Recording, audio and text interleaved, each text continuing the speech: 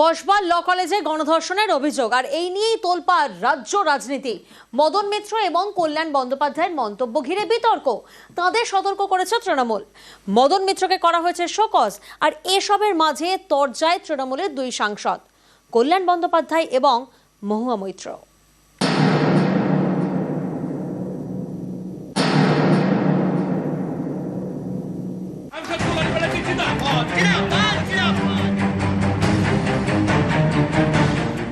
গত 25শে জুন কসবায় ল কলেজে গণধর্ষণ হয় বলে অভিযোগ।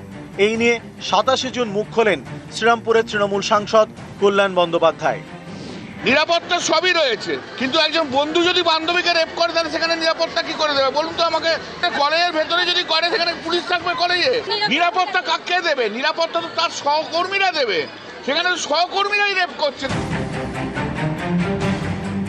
শুক্রবার কল্যাণ বন্দ্যোপাধ্যায় এই মন্তব্য করেন। এই নিয়ে তার দলেরই সাংসদের খোঁচা কৃষ্ণনগরের এমপি মহুয়া মৈত্র। কল্যাণ বন্দ্যোপাধ্যায়ের মন্তব্য ভালোভাবে দেখেনি দল। শনিবার তাকে সতর্ক করে এক্স হ্যান্ডেলে পোস্ট করে তৃণমূল। সেই পোস্ট শেয়ার করেই খোঁচা দেন মহুয়া। নারী বিদ্বেষী বলে খোঁচা। এক্সে মহুয়া লেখেন, ভারতে নারী বিদ্বেষ দলীয় সীমানা ছাড়িয়ে যায়।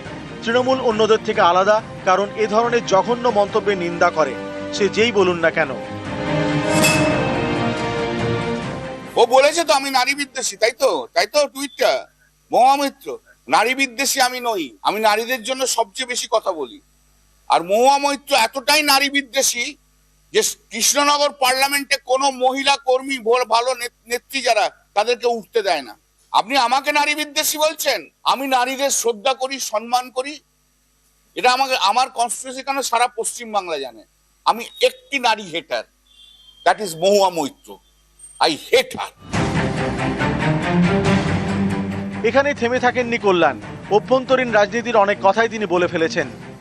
দিদি আমাকে বলেছিল ওই কালীগঞ্জ কি ওখানে যে মিটিং করতে, সেদিনকে আমি বিধানসভায় গেছি। আমাকে তখন রূপবানুর আর উজ্জ্বল আমার কাছে এসে বললো যে এরকম মহুয়া মৈত্র বলে দিয়েছে প্রেসিডেন্ট, কল্যাণ ব্যানার্জির এখানে ঢোকা চলবে না।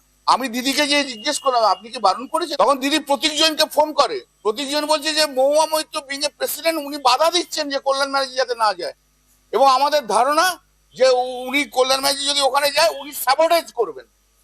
এই হচ্ছে মহুয়া মৈত্র। জয়প্রকাশ মজুমদারকে অপমান করে ছাড়িয়ে দিয়েছে ওর নিজের লোকেদের দিয়ে। ববি হাকিম গেছে, কিভাবে তাদের লোকেদের দিয়ে তাদের দুর্ব্যবহার করা হয়েছে সবাই জানে। এসব 2011-র পর এসছে, 2016-তে এমএলএ হয়েছে, তৃণমূল কংগ্রেসের ভালো সময় এমএলএ হয়েছে, এবং তারপর এমপি হয়েছে, এবং এমপিশিপটাকে পুরো ভেঙে খাচ্ছে।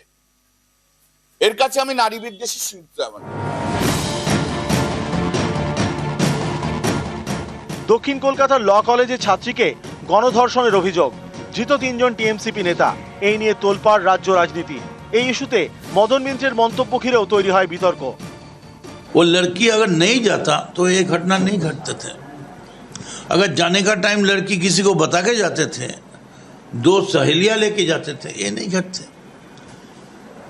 वो जो देख रहे हम जो गंदा काम किया, वो he had taken the advantage of the situation. এই মন্তব্যের জন্য মদন মিত্রকে শোকজ করেছে তৃণমূল। তৃণমূলের রাজ্য সভাপতি সুব্রত বক্সী লিখেছেন, 2025 সালের 28শে জুন আপনার অযাচিত, অপ্রয়োজনীয় এবং অসংবেদনশীল মন্তব্য দলের ভাবমূর্তিকে যার পরনায় আঘাত করেছে। একই সঙ্গে আপনার মন্তব্য দলের কঠোর অবস্থানের বিরুদ্ধাচারণ করেছে। দলীয় শৃঙ্খলা ভঙ্গের এই আচরণের জন্য আপনাকে আগামী 3 দিনের মধ্যে কারণ দর্শানোর নির্দেশ দেওয়া হচ্ছে। তৃণমূলের কংগ্রেসে আবার শৃঙ্খলা বলে কিছু হয় নাকি? তো হোল গরুর গাড়ির হেডলাইট হয়ে গেল। দলটাই তো বিশৃঙ্খল। যেটা দলের সাংগঠনিক বিষয় সেটি নিয়ে এই মুহূর্তে বাইরে বলার বা সাংবাদিকদের প্রশ্নের জবাব দেওয়ার কোনো অবকাশ এই মুহূর্তে নেই। নিউজ 18 বাংলা।